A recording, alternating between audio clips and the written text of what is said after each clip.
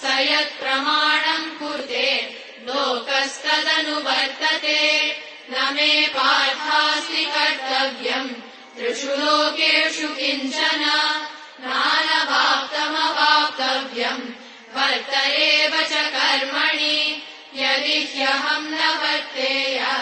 जातु कर्मण्यतन्द्रितः मम वर्त्मानुवर्तन्ते मनुष्याः पार्थ सर्वशः उत्सीदेयुरिमे लोकाः न कुर्याम् कर्म चेदहम् संकरस्य च कर्ता स्याम् उपहन्यामि मा प्रजाः सक्ताः कर्मण्य विद्वांसः यथा कुर्वन्ति भारत कुर्याद्विद्वांस्तथा सक्तः चिकीर्षुर्लोकसङ्ग्रहम् न बुद्धिभेदम् जनयेत्।